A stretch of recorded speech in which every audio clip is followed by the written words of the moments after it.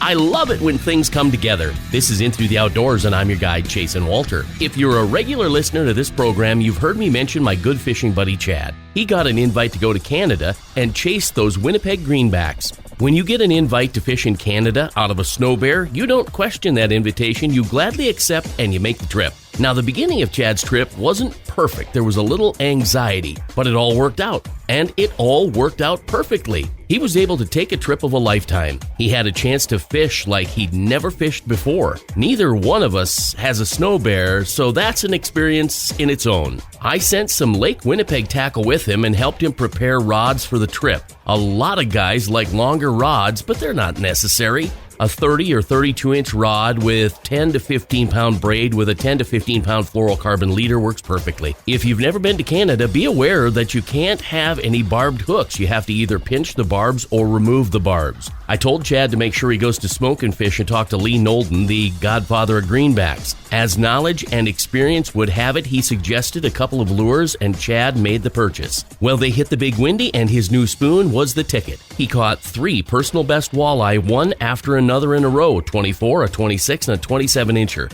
He said he caught numerous 24-inch walleye all on the same lure. This kind of luck doesn't happen every time, but it was his time.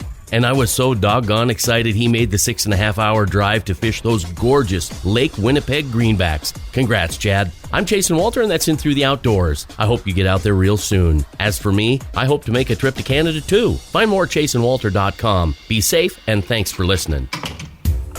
There are over 1,000 episodes of In Through the Outdoors now, with over 100,000 podcast downloads. Between Hooksets is growing too, and coming soon, a new long-form radio and podcast called Walleye Radio, dedicated to chasing Walter.